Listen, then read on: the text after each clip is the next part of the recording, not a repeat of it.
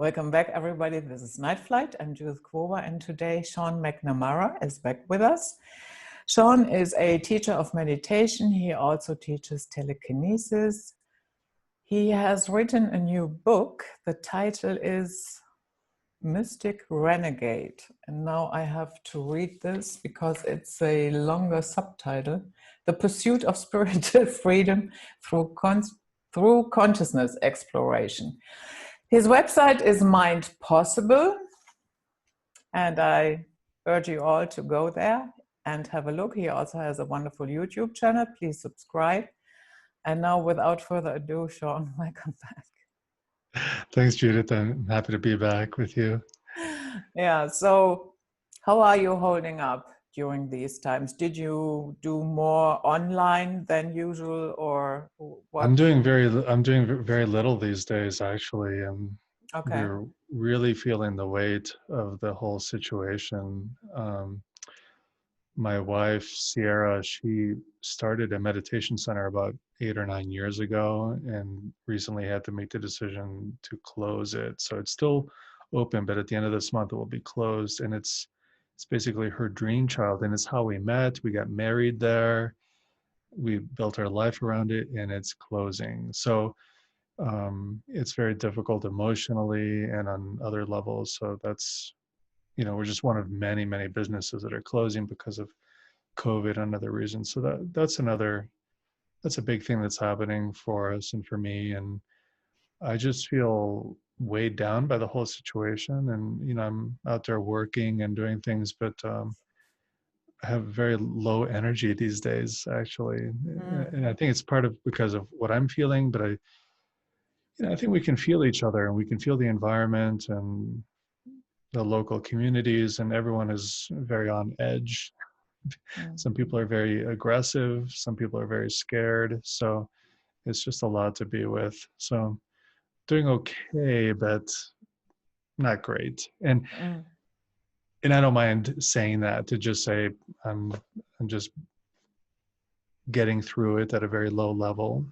And other people out there are saying, "Oh, make the most of it," and this is, don't let it get you down. You should be more productive now. And I cannot pretend. I cannot force myself to do something that I can't do. I think it's a good time to conserve energy and just lay low and rest. Yeah.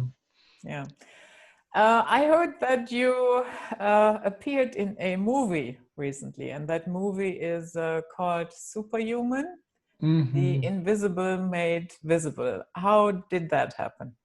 Well, that was interesting. So I was contacted by the movie's creator, Caroline Corey, when they were, I think, toward the end of completing the film, but she had interviewed a couple of scientists when she was making the movie. And they had been in touch with her and talked to her about telekinesis or psychokinesis, moving objects with the mind. And I think one of them told her about me, and she started seeing my videos online, and then she invited me to be part of the film. And luckily I was available, so I drove to Utah. It was just a one-day drive to Utah to be part of the film. So we spent the whole day shooting a lot of footage, and it was great because my role in it was to teach the main figure of the movie, this young woman, how to do telekinesis. And Caroline was there next to her, so they were both experiencing it, and everyone did very well. So it was really a lot of fun. Yeah, and I think there are a lot of people all over the world now watching this movie, and for some of them it's the first time that they've been exposed to telekinesis in this way. So it's very interesting. Yeah. Would you say we have a superhuman dormant in all of us? I would say that we have an interconnected being inside of all of us. So, I like the title Superhuman. It's fun and it's exciting and it gets people really interested. But I think the more realistic title for what we are is we are on a non-physical level, on the level of consciousness. We are so much more than what we think we are as little tiny humans, that we're these little beings in these bodies. No, we're so much beyond that in terms of the non-physical reality. So in that way, we are superhuman. Mhm. Yeah. Mhm. I found that this movie was very timely. You know why? Why? We see this push with yeah, especially with this vaccine now that they are developing. There is technology in it, and Bill Gates is talking about turning us, our bodies, into a vaccine producing plant. Mm. And I, for one, I do not want to become part of the IoT. And so I think a movie like that reminding us that actually you don't need that technology to do something astonishing Mm. and you know, do things that you think you are usually not capable of. I think that is very, very timely. What are your thoughts on that? Well, there is something about that when people discover they have this inner capacity. There's an important factor about that discovery, though, is that usually for a lot of people, for me especially, it took a lot of work, and it takes some level of training and maintenance, to look into one's mind or into one's body and train it in a certain way. It takes effort. And the body is capable of so much, especially in terms of maintaining its own health and its own integrity. But that means that we have to take full responsibility for our physical health and our mental health. And we have to take care of ourselves so that we're prepared for whatever comes. And that's I think for a lot of people, they're not, they don't see things that way. They just, I think for a lot of modern people, they've become a little bit lazy, where they turn their body into this thing that is only intended for experiencing pleasure, and they wear out the body very quickly instead of maintaining it so that it can have a long, healthy, strong life.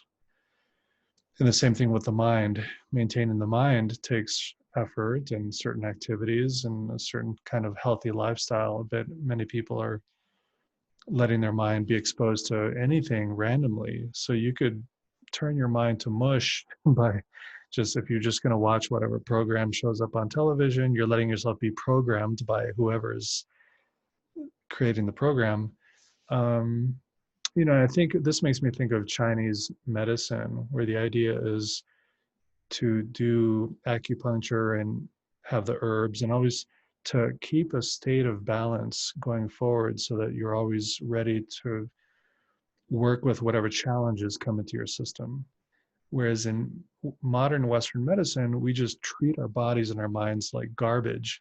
And then when we get sick, we go to a doctor and ask them to bring us back to a normal state of health, when it's usually really too late to do that effectively and easily.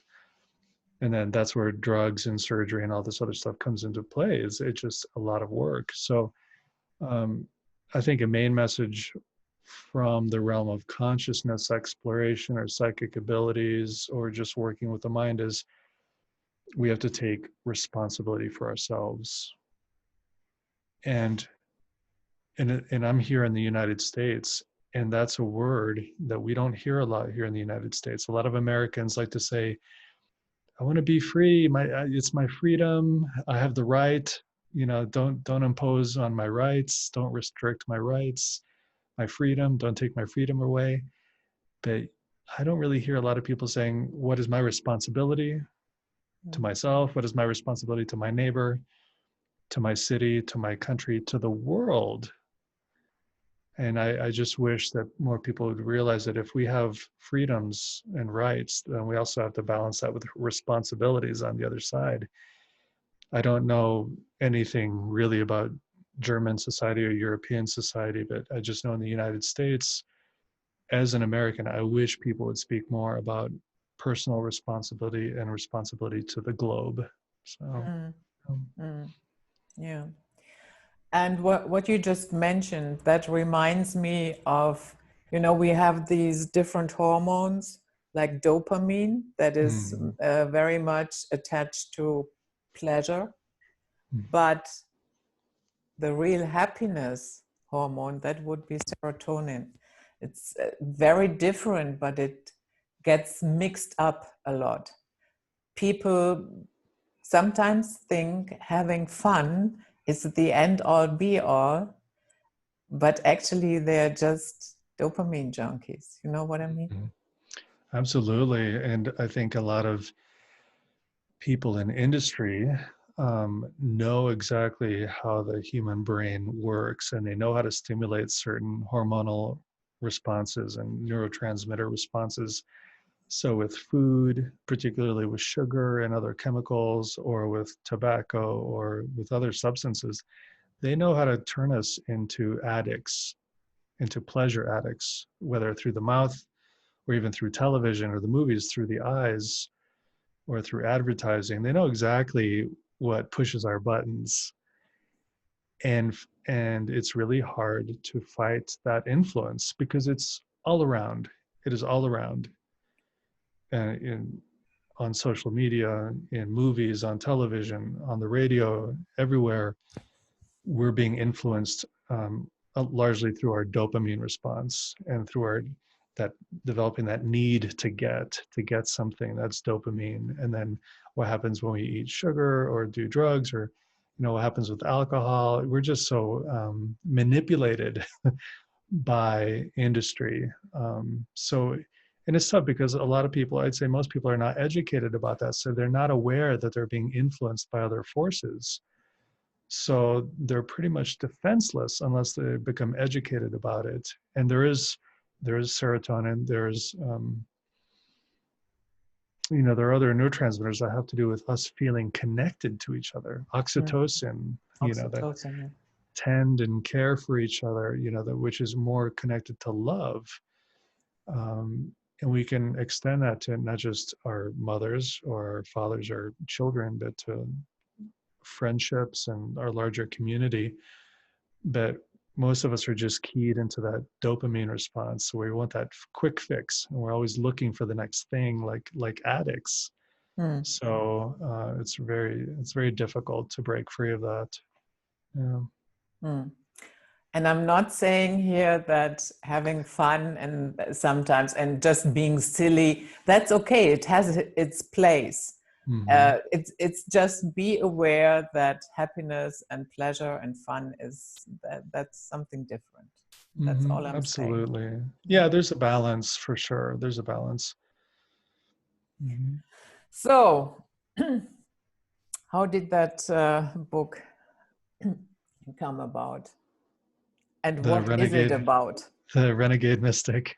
It's basically my autobiography, and I know I'm only 46 years old right now. I might be too young to write an autobiography, but I decided to write it this year, and I've been thinking about it actually for a few years.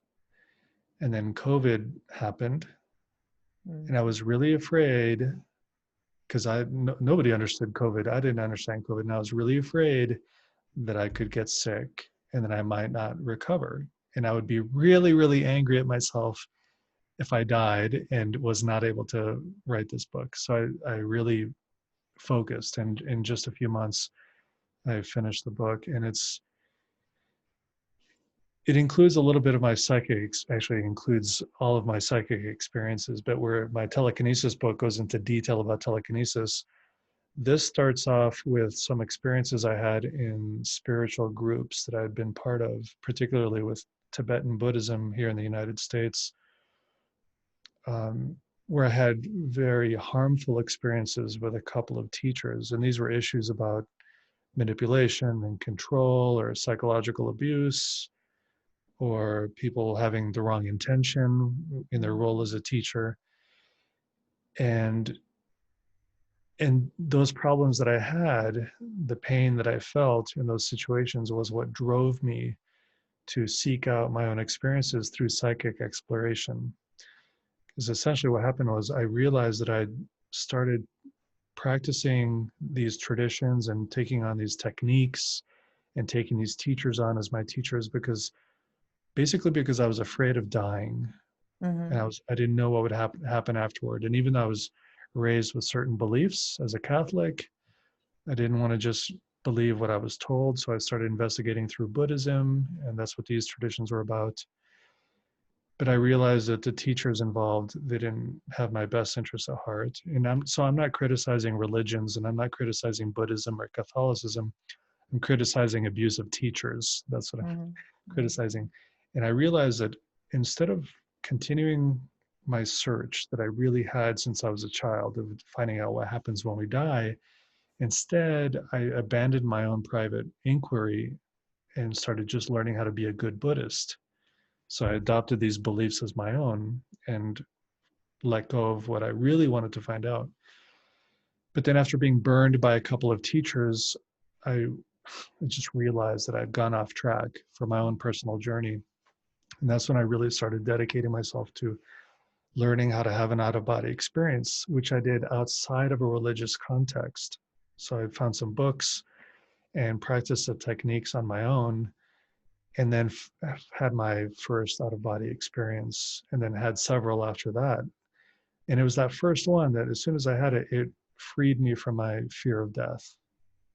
And it also gave me the self confidence to leave my teacher and to leave that organization and to leave that spiritual tradition. I realized they didn't have anything to offer me anymore. I mean, I learned a lot about meditation with them. So I really have a lot of gratitude for that. But there are also a lot of limitations and beliefs, and also just giving my personal power away to someone else. Whereas just reading these books and following the techniques for the out of body experience, I was able to have this profound experience, very spiritual for me. And I didn't have to give my personal power away to anyone. I didn't have to ask permission. I didn't have to get a blessing. I didn't have to spend thousands of dollars on some expensive program. I just did the technique that I learned from books. And after that is when I started teaching myself how to do telekinesis, because I wanted to show other people their non-physical nature. And after that, I got involved with other kinds of psychic exploration, with spending time learning about mediumship, and then clairvoyance, and then remote viewing, and then teaching other people remote viewing. So all of these were extensions of this idea that we are a non-physical consciousness inside a physical vehicle of the body. But it was all driven by that initial pain that I experienced giving my personal power to someone else through spiritual groups Mm. and by people who call themselves gurus or teachers, and just realizing that, at least for me, that those things didn't work, or I wasn't helping myself by giving my power away, and I didn't need to in order to find my own answers. So, I think every psychic experience that I had since then built on the previous one. And toward the end of the book, it extends further than I would have ever imagined, because then I discuss seeing things in the sky that people would call UFOs, and also an experience in an altered state of consciousness where I had an intimate interaction with a non-human entity. Oh, tell me about Uh, that. so this was already after I'd been um, doing telekinesis for a while, and I had many out-of-body experiences and other things had happened. But something happened with my out-of-body experiences and the lucid dreaming, where I was having these new experiences that I didn't have before. And for example, one of them was I was in an altered state of awareness. My body was asleep. And then I had the sense, or I perceived that there was this being at the door, and there was light coming through it, like this being was looking at me. And it didn't last very long. Um, but then after that, I was in a really difficult time in my life, and I went to the Botanic Gardens in Denver, this beautiful place to look at flowers and plants. And I spent all day laying down on the grass there, just looking up at the sky and relaxing. And then my wife Sierra came and joined me in the afternoon. and we're looking up at the blue sky. And then she said, "Hey, do you see that up there between the clouds?" And I looked, and there was this beautiful, beautiful greenish blue light. It was a color that I just couldn't really name it, but I'd never seen it before, up very high. And it was just sort of moving a little bit. And I didn't know what it was. She didn't know what it was. And then it disappeared for a little bit. We kept looking, and then it reappeared, just appeared again.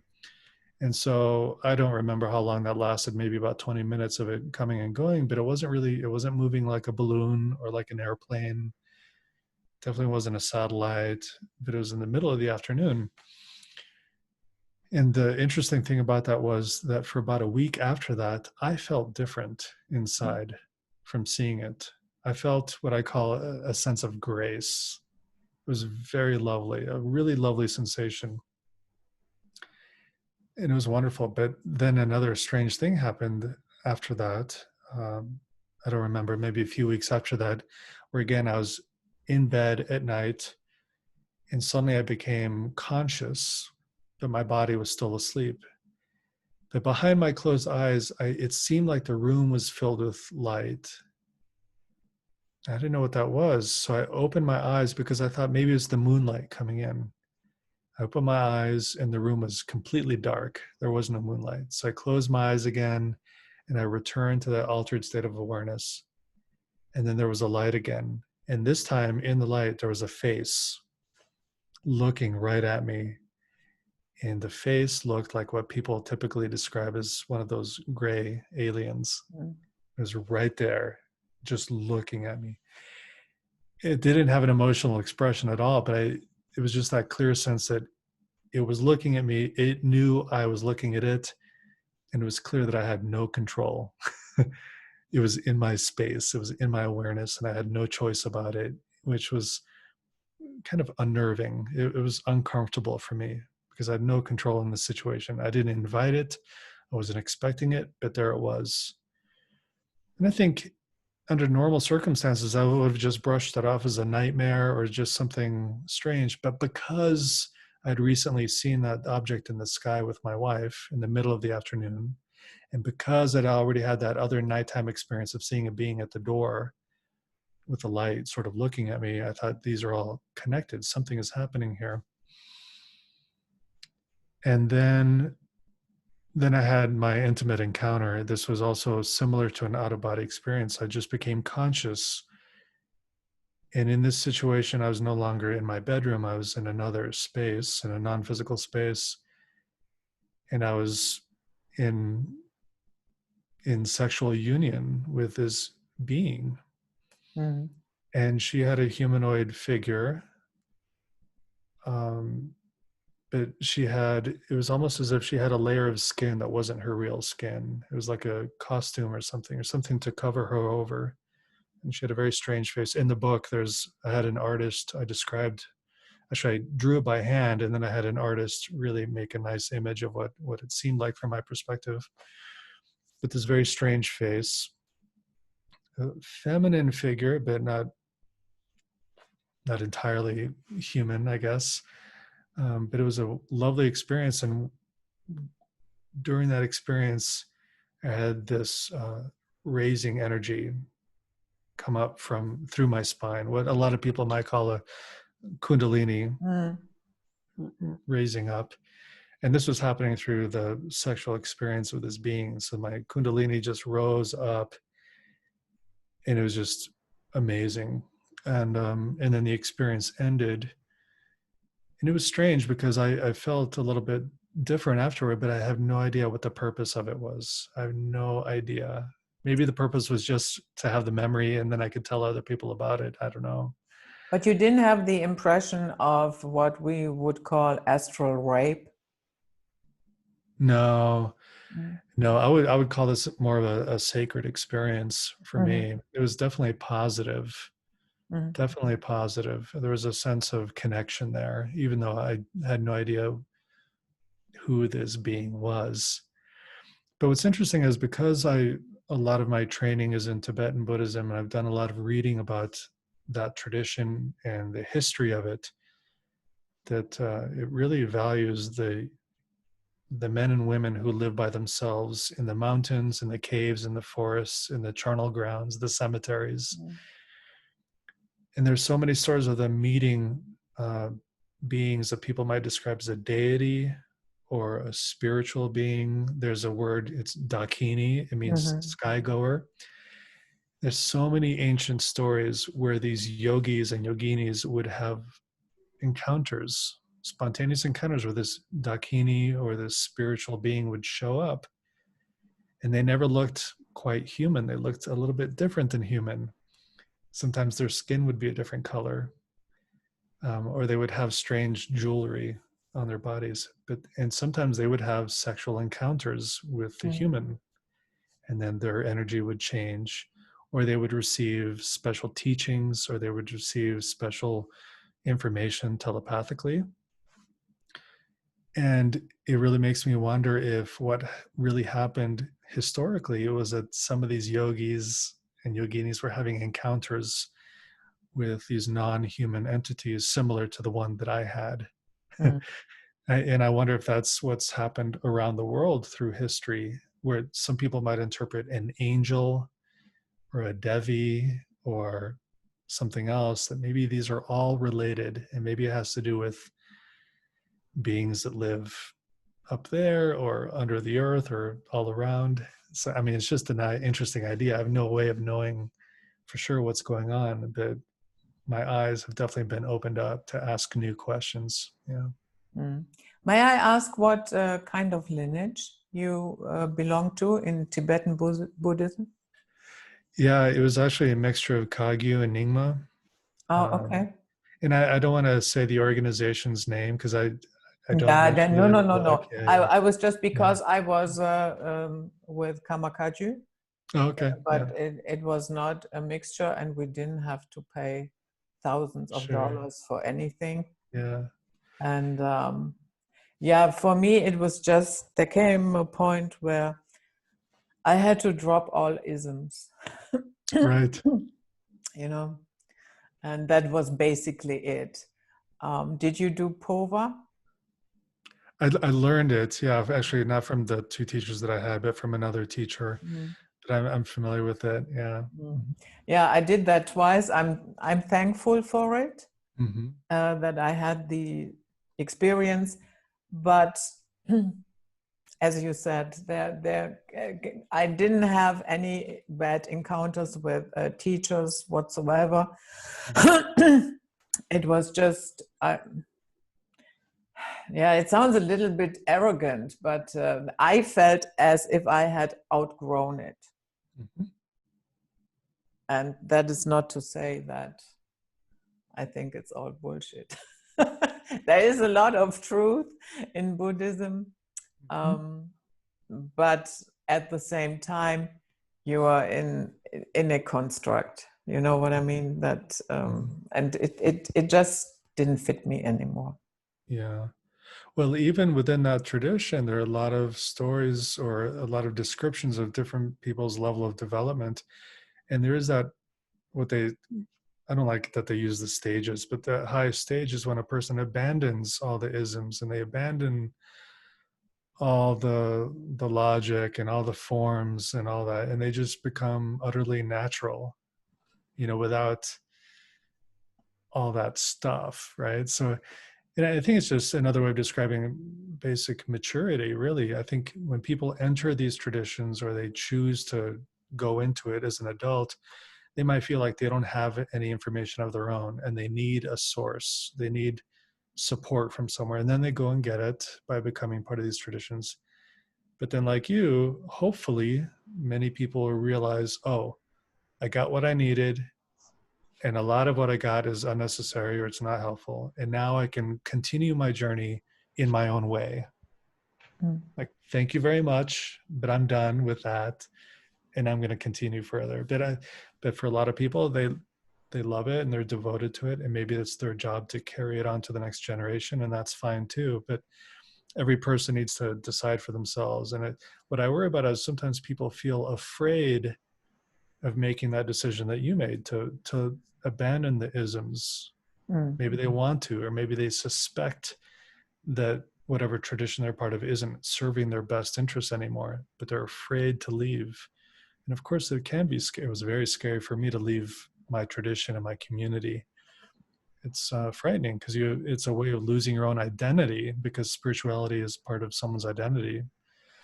So to abandon that and start fresh somewhere else can be very challenging, but it's worthwhile, I think, when someone makes that decision. Yeah. Yeah, I didn't experience any scariness. I wasn't scared at all. It was just, it felt like, okay, now you've been 14 and now you're 15. Mm-hmm. And yeah, you were ready. Yeah. so,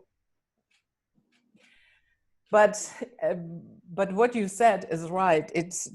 And that was part of the reason why I dropped the isms, because these isms become part of your identity and they are not what you are. And that is where I see the problem. Yeah, you can have all kinds of labels carrying around: Buddhism, Hinduism, anarchism, nationalism, transhumanism, what have you. Yeah. Mm-hmm. But it is never really the core of what you are. Right. Well, and with some traditions, it's especially difficult because they can seem very enticing or interesting, because maybe there are a lot of liturgies, ancient liturgies that you have access to that you can read, or maybe you have special musical instruments that you play. Sometimes you learn a different language or exotic mantras, and some of them are labeled secrets, so you have access to secret teachings. It makes it all seem very special. And it's easy to think that that a person might be developing spiritually, that they're getting on some spiritual level, but it's really just appearances. It's make-believe. It's a show. Yeah. Some stuff I still use. For instance, when I'm out here in the sanctuary and let's say I see a dead bird on the road or another dead, I still use the Om Ami Devashri. I do too, actually. You do? I do. Yeah. So I still do things like that, but that I'm somebody that is practicing, no, that's no longer happening. You said in the very beginning, your journey started because of fear of death. A couple of days ago, Wayne Steiger invited me, and I've been guest on his show, and we talked about judgment after death.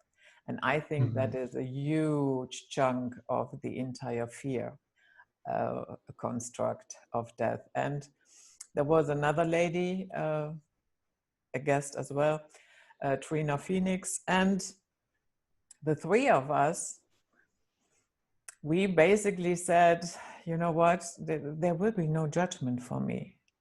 I'm a free agent. We will go where we want to go. No life review, no bullshit.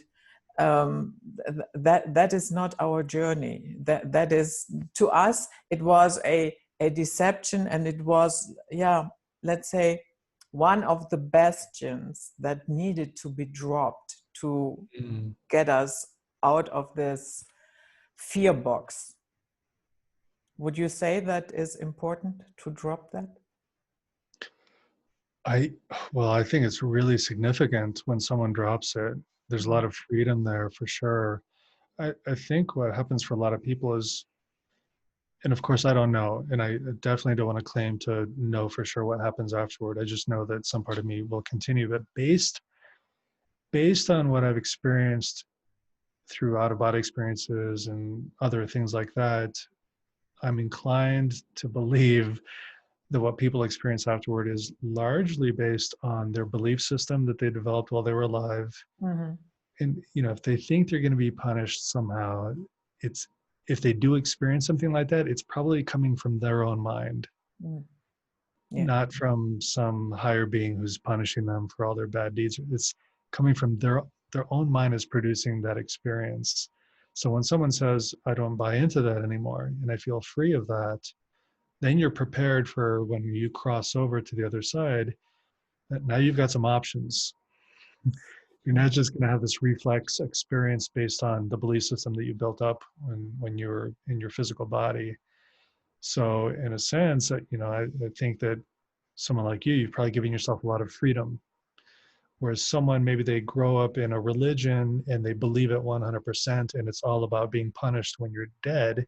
If they believe that all the way till when they die, that belief will carry over into their next experience, and then they might experience some punishment, but it's probably coming from them, not from some other source. That's my guess. Yeah, that I haven't read it in quite a while, I have to say. But if memory serves, then the Tibetan Book of the Dead says something similar. That while you're going through the bardo, you are experiencing, what your mind, what is stored in your mind. Maybe I do not express it very well, but do you know what I mean? Oh yeah, no, that's right. I mean, you're going to see, or what it says is you'll basically see your own mind reflected back on you. Hmm. And that the way it describes it, there are different stages after you pass over, actually in the process of dying, before rebirth, according to that system. There are different opportunities to break free of that cycle. If you can realize that everything you're experiencing is your own mind, then in that realization you can actually break free. Because basically we're attached to what our mind is producing, and we think that this is reality.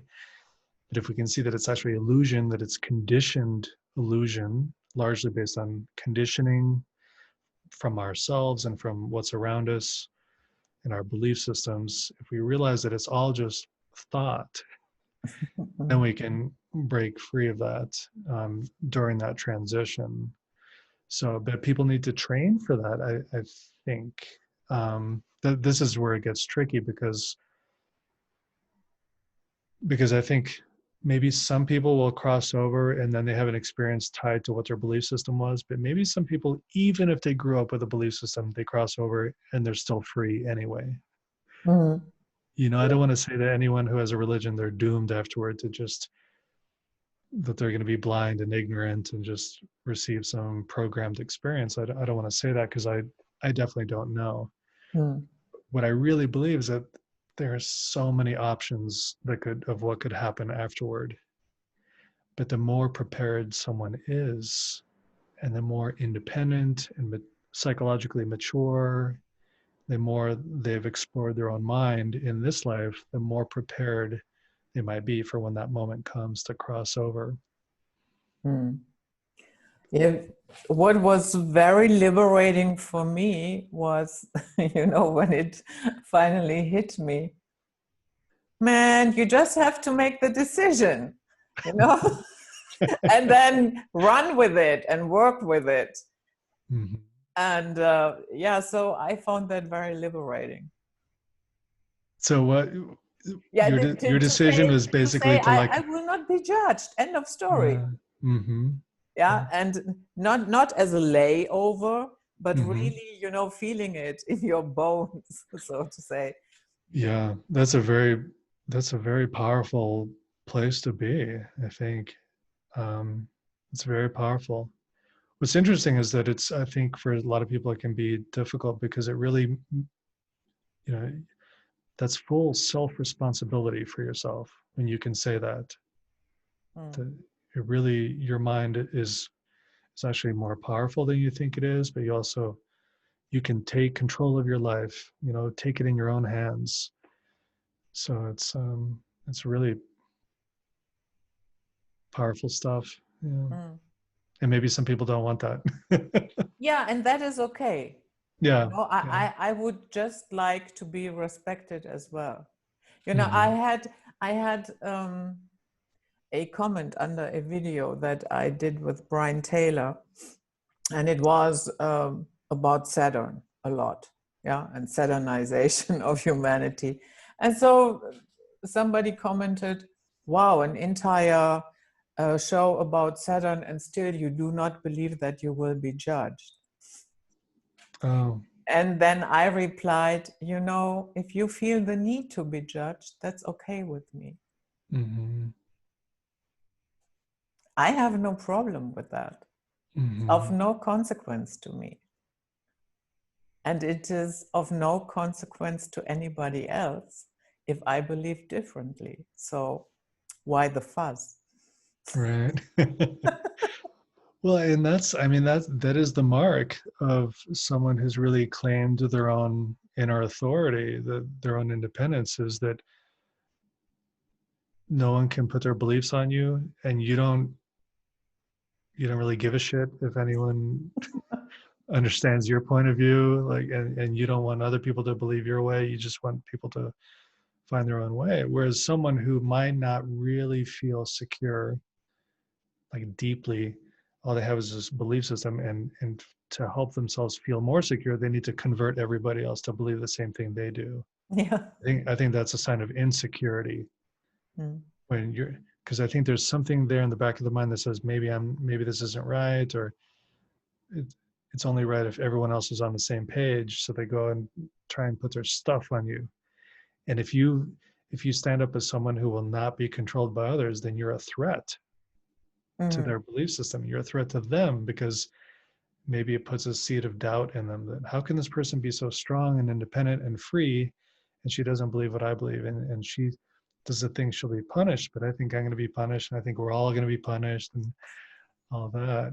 It's I but have I been think deceived by Satan. yeah, it's really difficult, and it's, I think it's part of having a physical brain, I believe, as a mammal.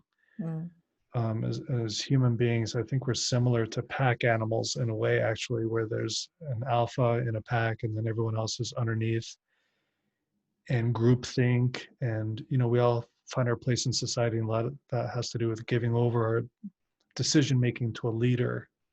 It just makes everything easier when you give your power over to someone else and they do all the hard work for you, tell you what to believe. So and it's just something about that survival thing, that humans, I think from the very beginning, we survived by being together in groups, families and groups of families and tribes. And to be kicked out of your group meant almost certain death, because you'd have to go hunting by yourself, or you couldn't gather enough food by yourself. So now, even though in modern life we don't have to worry about hunting or gathering food, now it's about psychological survival, which means fitting in and finding a group of people who accept us and who we can be friends with and all that stuff. And that's where a lot of religion and spirituality comes into play. That's where people find their security. But if you're an independent thinker and you don't give your power away to anyone else, then you don't need to belong to any group. And then you're free. But then people don't understand you. I think you're crazy, Judith. Yeah, that's You're okay nuts. with me. That's okay with me. Call me crazy.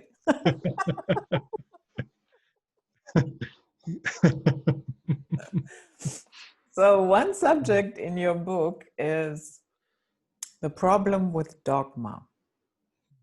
Yes, Sean, what is the problem with dogma? Yeah, well, I don't like it. I used to love it. I used to love it, especially when I was studying Tibetan Buddhism. There's so many books to read and memorize, there's so much juicy stuff you can get into. Rules for this life, rules for meditation, rules for how to regard your teacher, rules how to regard your community, how to be a good yogi. And it's even worse if you're a monastic. If you're a monk or a nun, then you really have some real rules, so many rules to follow. And it can be a huge source of security and comfort, and you feel like you understand everything, and memorizing this stuff or learning it, you feel like you're developing as a person. So at a certain level, dogma is so comforting and wonderful. But of course, in my case, I realized that the dogma was covering over, or was taking me away from my real search. And I was too busy trying to understand the dogma and incorporate it that I had abandoned my search, you know. And also, what about the fact that the dogma could just be flat out wrong? You know, that's the problem is, you know, we think of people like Jesus or Buddha or other people who at some point in their adult life they had a crisis and they grew up in a belief system, but then they realized that the society or the beliefs that they grew up with don't work, that they're not giving them the solution they're looking for. So they go off by themselves and find their truth, and they find an experience that leads them on a new path. And then they share what they learn with people. But then generations later, it's just a belief system. It's no longer fresh experience. Mm. And then it's become dogma instead of real lived experience. So I think that's the big problem with dogma, is that someone can join a religion or join a spiritual group or read a lot of books on a specific topic, and then they think that they're changing, or they're getting closer to their own goals by getting this information. That information doesn't really change a person. It's having a real raw experience, a lived experience that changes a person. But dogma is an artificial replacement for real experience. That's why I was talking to someone the other day about this, that that's the problem with, I think, when you grow up in a family with a religion, you just grow up and you're raised to have certain beliefs. But what's really great is when a person is an adult and then they have a crisis, a spiritual crisis, or they have a question that comes up, and maybe they're no longer living with their parents, so they're out of that influence of the family, then they can make their own choice about what religion they want to follow or what spiritual tradition they want to join or follow. They can make their own choice and find a new way, and maybe if they're lucky, they'll have a real experience at that point.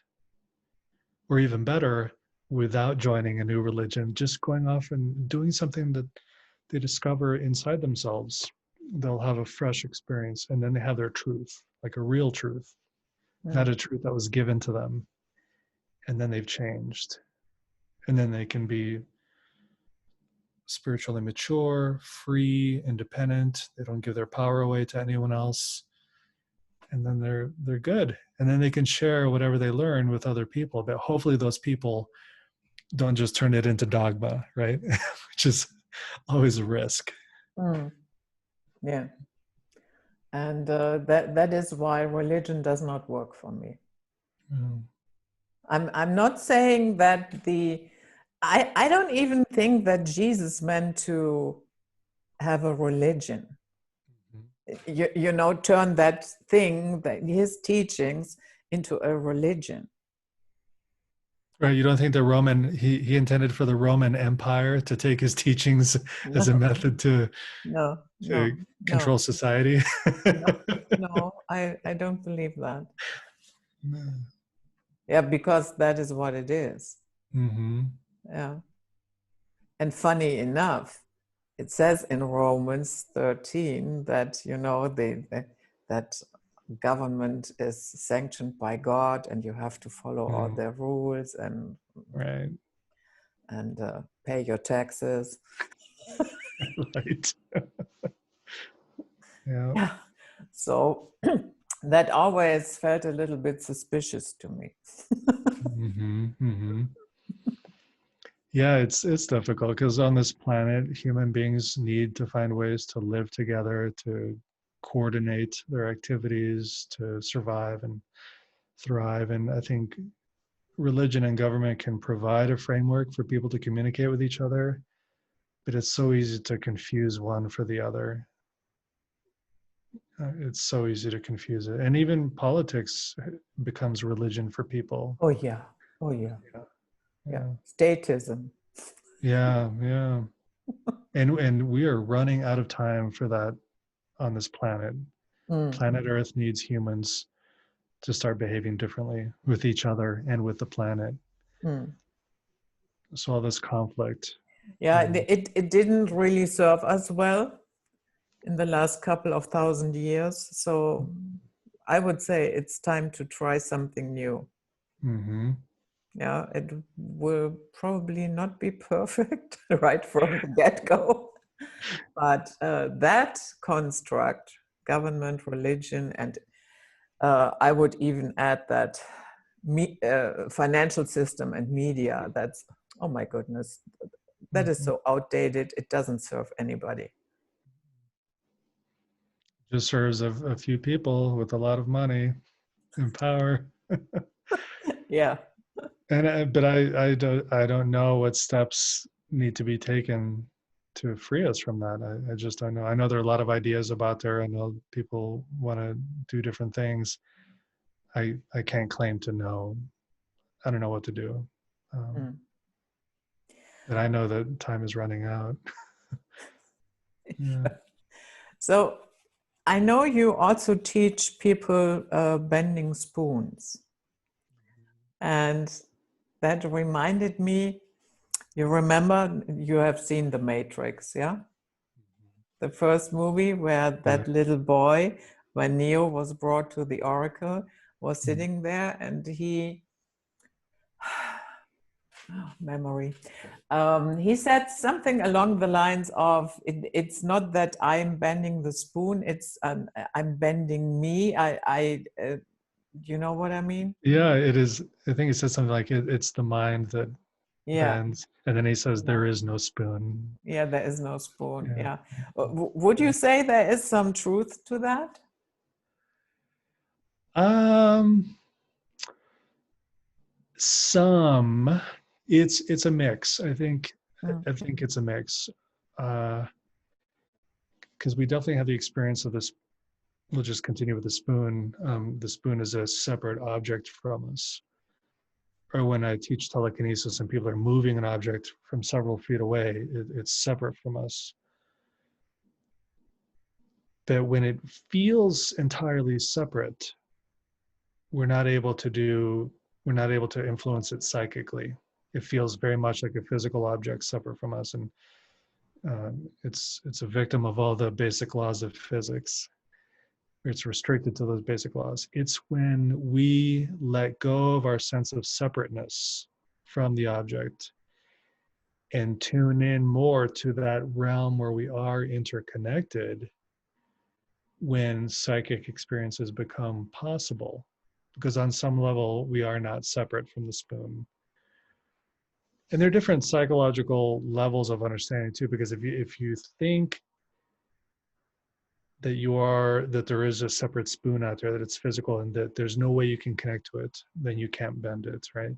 But when your mind becomes malleable and you realize you are interconnected with it, you've already bent your mind, you've opened your mind. And then I think there's a third factor involved. I think there's a larger consciousness space. Something else acts as an intermediary. So when we have the command that we want the spoon to bend and we send our intention, I'm not sure entirely, I think there's a process where our intention goes out to the universe and the universe does something to affect the spoon on our behalf. It might not be direct from me to the spoon. It might be me out to something or just to a consciousness that's bigger than my individual consciousness, and then to the spoon. It's just a hypothesis. I don't know for sure, of course. But in that thing, it just might be that experience that connects all of us, that there's some level of reality where we're all connected and where energy is exchanged very easily. So on that level, there is no spoon, there is no Sean, there's no Judith. There's just this constant flow and intersection of energy and space. Mm-hmm. I was muted for a second because somebody was banging at my door. Right, it's very early there for you right now. Yeah, and it doesn't matter. It's okay. It's okay. So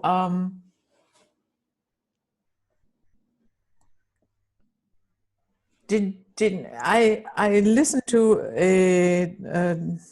another interview of yours. Are you becoming a counselor? I'm studying to become a counselor. Yeah, I just started. I'm in my third semester right now. So, Okay. yeah, I think I just want to find a way to help people. I've training as a meditation instructor, but what I realized a long time ago is that that training is very limited. Mm. And I'm also, I don't want to upset any listeners, but I'm also seeing there are so many limitations with a lot of spiritual thinking. You know, there's Mm-hmm. so many cliches, so many beliefs, so many ways people relate to each other in this metaphysical realm or spiritually speaking, that's actually not very helpful.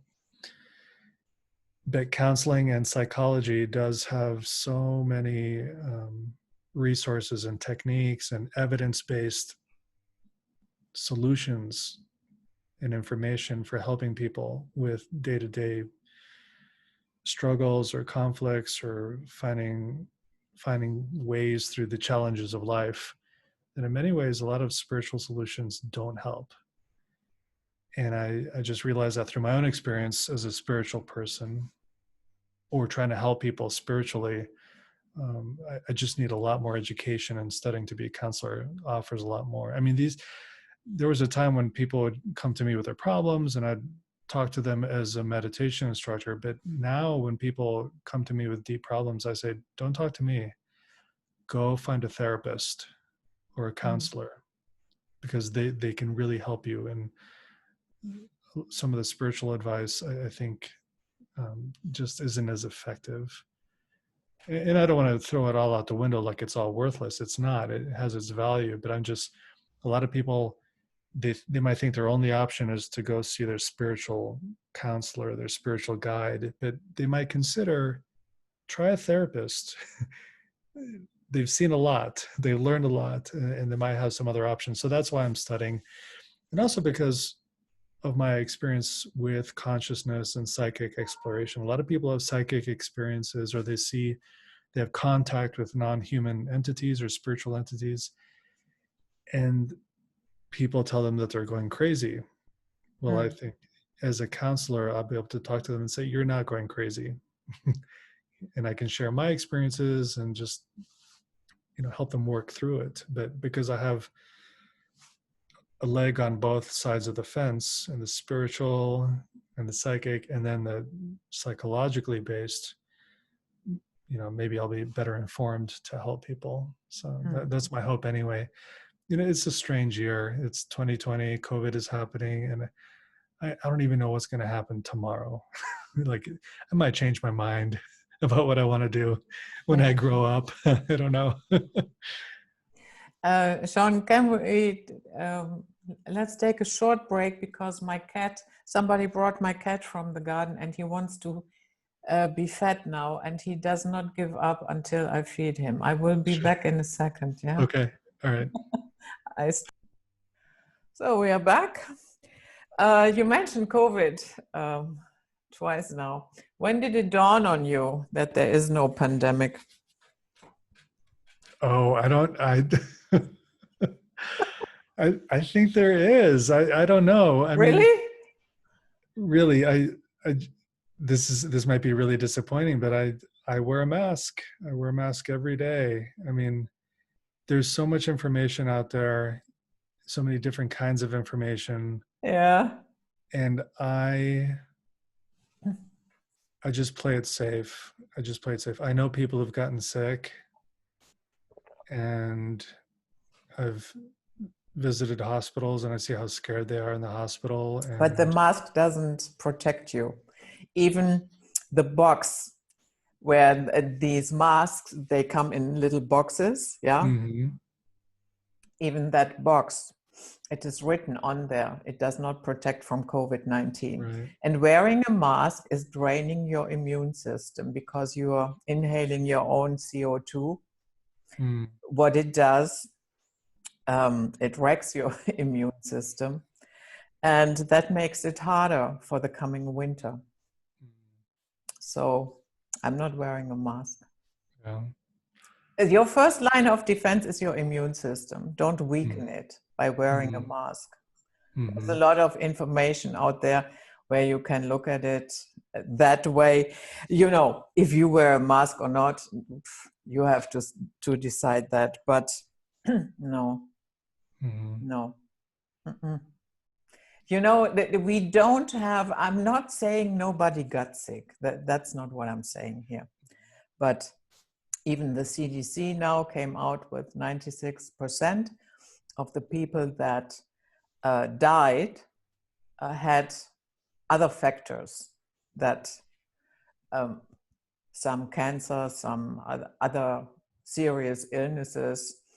And so that means we don't have the numbers to declare a pandemic. There never was a pandemic. The pandemic that never happened. So, and I don't know, I called it bullshit right away. Yeah. Yeah. And so I'm not afraid, and being afraid, you know, is not very helpful anyway, especially with the immune system. So no. And I'm happy that people are standing up here by the millions in Germany now. Yeah, there are a lot of demonstrations, right? Yeah. We had two big ones. The first one was 1.3 million. And the other is very, very hard to say because so many protesters have been blocked to reach where the, you know, all the talks were given and so forth, the stage was. And there are numbers between 2 million and 3 million, you know, it's very, I don't know. Nobody has really come out and said, the media, of course, is always saying, yeah, 17,000. But we have enough footage from above to know that it was a lot more than 7,000. So yeah, so I'm really happy that people are reading up, wising up on this issue, and that, you know, thinking that this teeny tiny virus cannot exit here at the you know, where the mask ends. That is so silly. That is really silly. And yeah, so no, I never went along with that narrative, and it has served me well. Didn't even have a little flu this last winter. The only thing that I did a little bit more oregano oil, and yeah, other than that, I lived my life, end of story. And I only wear a mask if I go here in the supermarket, and I never wear it above the nose. I always wear it here. I'm not willing to breathe in my own CO2. I'm not stupid. I'm not going to do that, not even for 10 minutes.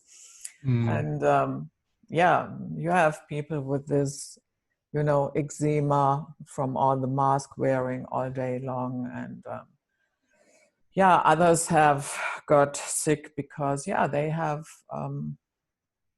serious issues because they do not get enough oxygen. And after a while, if you do that all day long, day after day after day, then you run into trouble. The very thing that you think is protecting you is really giving you a hard time. Yeah. Oxygen deprivation. There's a very good study that has nothing to do with COVID. It was just among surgeons when they do long operations. And I would send you the link where they studied it, that the oxygen deprivation kicks in very quickly. Yeah. And that is actually what does drain your immune system. Interesting. You need oxygen, not CO2. That's true. Yeah. So, yeah, but as I said, you do as you feel see it fit. And I just thought that, no, I don't find it disappointing. You know, the fear porn out there is so overwhelming. Yeah. I think that's the most challenging part, is just the psychological strain. Um, just everything, just a variety of attitudes, and there's just not enough information, or it's difficult to trust information sources. We don't know who to trust half the time. Nobody wants to get sick, or nobody wants to think that they can get sick, and just it's like another religious conflict, basically, with people with different beliefs. And then just, can we get along, or can we not get along, or who's running the show? It's tough. Yeah. Yeah. Um, when you learn things like psychokinesis, spoon bending, would you say that there is a connection to manifestation?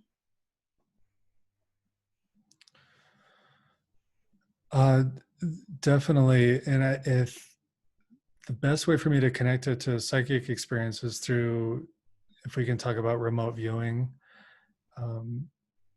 because with remote viewing, it's a process of, you set your intention to see something you'll be shown in the future, like a picture or a video. You go to a location, and a lot of people just focus on the act of perceiving psychically, but they don't pay too much attention to what happens when you go in the future and you see the image. And what happens there is, you might have a strong emotional response, like, oh my gosh, this is what I was perceiving earlier. And I had this idea that if you celebrate when you were correct or accurate, that was actually what helped you perceive it. So your emotional state in the future affects what you were perceiving in the past.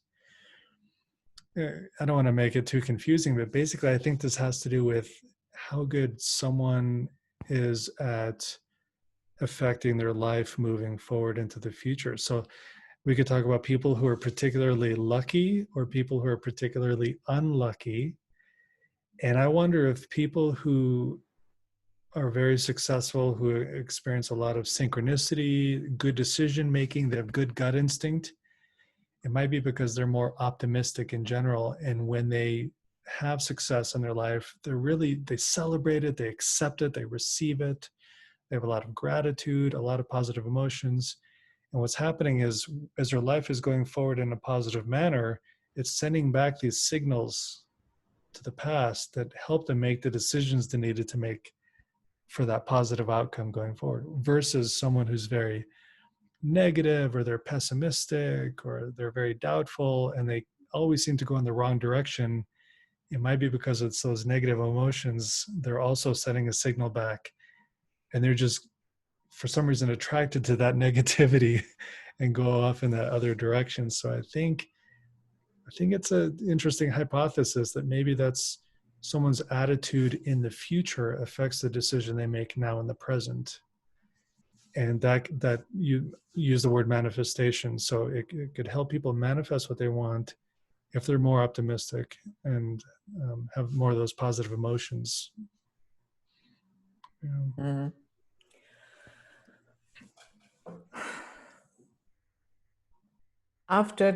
Did you ever experience an astral encounter where you had the feeling that was not positive, that was really weird? Oh, there was one where I was sort of, at first it was like I was attacked by this creature, but then it became like we were playing. So it ended up being positive, but I can't say that I've had a really negative experience. I've been afraid a few times, but it never turned into anything bad. Mm. But I know I've heard of other people having some scary experiences, but again, I wonder how much of it has to do with a person's attitude when they're preparing to have an out-of-body experience. Sort of like we were talking about earlier, when if you think you're going to be judged in the afterlife or not, and what you actually experience, it might be based on your belief system. So I think with astral projection or out of body experiences, it's very similar. That Okay. yeah, um, but I don't know for sure. I mean, it's really difficult. I mean, I really question when someone says this is how it is for everybody. I don't like to say that because I don't know. Maybe tomorrow I'll have a really terrifying experience. I don't know. And then I'll change what I think. But yeah, I don't know. So when we go down this road of spiritual freedom and start liberating our mind, do you see traps that we can fall into? Traps? Traps. Oh, well, definitely. There's so many traps. I've fallen into them. I think the biggest trap is thinking that a person,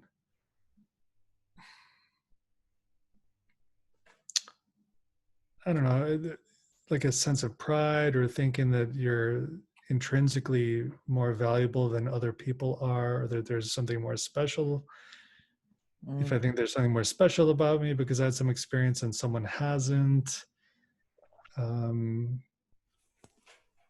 feeling like an authority figure, that you know everything there is to know about spirituality or something.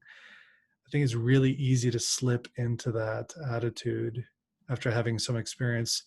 And the thing is, after all the out of body experiences I've had and the other experiences that I've had, what I really come to conclude for myself is that the best spiritual lessons in life don't come from spiritual experience. They come from ordinary physical human experience of having a human body, that we grow from our limitations of having these bodies that get sick and old, and and the limitations of time and physicality, and the struggles that we have, the ordinary struggles of just being alive and trying to survive and having relationships. That's how we learn. And maybe finding a spiritual way to skip all that stuff, maybe that's not a good maybe that's not the purpose of being here. Maybe the purpose of being here is really to have all these difficulties and these frustrations so that we learn from them. So when I realized that for myself, it really helped me come down to earth about my spiritual training and everything. That I'm more interested in learning just what it's like to be human, with the limited time that I have, and just with my flesh and blood, what do I experience and what are my struggles and how do I overcome them in ordinary ways? So I don't think a saint is any more special than a person working at the local bank. Yeah. Maybe that person in the bank is learning a lot more lessons than the saint who's meditating in a cave all their life, or the I don't mother even who's like the term saint. yeah. I mean, and I don't mean to say anything bad about saints, but I'm trying to make the point that maybe the best spiritual lessons don't come from spiritual stuff. They come from ordinary human challenges. Maybe this world is a classroom, and to attend it, we have to have these bodies and these ordinary struggles. Maybe that's the best training there is. And then we can be spiritual after we're dead. I don't know. Yeah. But along the way, there are a lot of traps, and I think having a title, like when I was in the organization I used to be part of, I had a title of being a senior teacher or a meditation instructor. It's it was easy for me to have an inflated ego about that. Like, oh, I'm becoming spiritually advanced because I have these titles, or I have something to offer.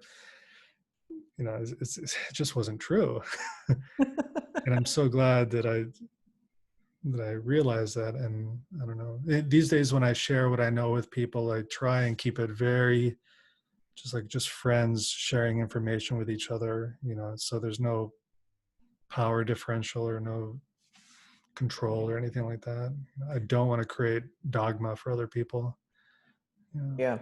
And I think another thing is that some people, oh, it's all spiritual. It's all spiritual. It all starts there. And yeah, but some of them, they start neglecting their body, you know, as if that is an obstacle. It's annoying, and it works together. You cannot not take care of your body and be spiritually in a good position, I would say. Yeah, it's people can use spirituality to avoid all sorts of things that they would rather ignore, right? Yeah. So, and it's kind of obvious. I mean, especially it's obvious to me because I've done it. I probably still do it in different ways, but now, you know, it's easy to spot it. So, but I think maybe some people, if they're new to spirituality and they start learning these spiritual concepts, they might accidentally start avoiding some very ordinary issues, like how to balance your checkbook or how to speak honestly with your partner, how to do a good job at work, you know, basic responsibilities. You know, we still have to do that stuff. Yeah, exactly. So, Sean, I know it's very late where you are, and I will have a breakfast now. Okay. We covered a lot of stuff. Thank you for having me on again. That's true. Yeah. So I thank you so much for coming. It was really great talking to you again. And I wish you all the best with your path being a counselor. I think you will be a great counselor. And especially when you combine that, what you have learned on your personal path with spirituality and with all that you are learning now, I think that is a wonderful, wonderful tool. Thank you. Thank you for the encouragement. Yeah. So, do you know who Jerry Mazinski is? No. I have a couple of interviews with him.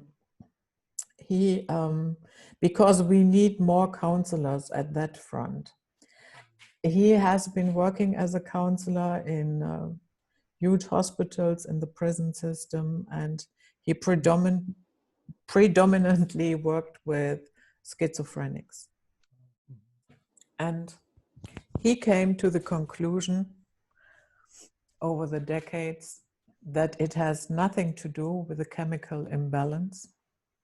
There is no lab test for that. They cannot prove it, what is actually out of balance. When he asked, they said, yeah, the pharmaceutical industry, they do the testing. Yeah.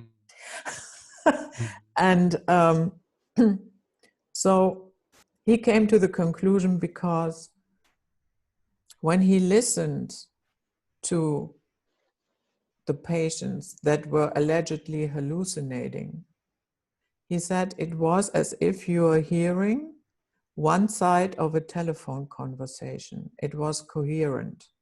It was not all over the place. And so he says what people are actually experiencing there is, call it astral attack, some call it demonic attacks, archontic attack. I don't care how you label it, but it is entities. Let's call it just that, entities. And he found out that a lot of meth addicts and alcoholism plays a huge part in that. And yeah, we desperately need counselors who get a grip on that to treat people differently. Because he says that in the initial phases, when they are really psychotic, the drugs have their place. but not in the long run, because they are very, very toxic, very expensive. And so check him out. Yeah. Check him out. He has written a book. Okay. He has written that with Sherry Sweeney. She experienced something similar when she was young, and she freed herself of those voices. Oh, wow. Yeah. And is her story in the book also? Yes. Okay, great. Yeah, I'll check that out. Yeah. Yeah. It's interesting. I have a friend who lives with schizophrenia, and he's described what he's seen to me. And it's interesting because it really reminds me a lot of the out-of-body experience. And it's as if, the brain is a filter. It's meant to keep out a lot of information. Yeah. And so when he describes his experience to me, it's as if the filter isn't filtering enough and it's letting in too much information, that it's reality, but it's stuff that most of us don't perceive. Yeah. So, yeah. Yeah, I think you would be a great candidate for, because in my last interview, I think I have 4 with him in the meantime, 4 interviews. And in my last interview, I asked him, do we have actually therapists, counselors out there who are working with this new concept? And he said, very, very few, very, very few. It's not enough. So we would like to welcome you on the front lines. All right. Sounds good. Yeah. Okay. So this was it. Night Flight for today with the wonderful Sean McNamara. And we'll see you all next time. Stay safe from tyranny and stay sound out there. Bye-bye.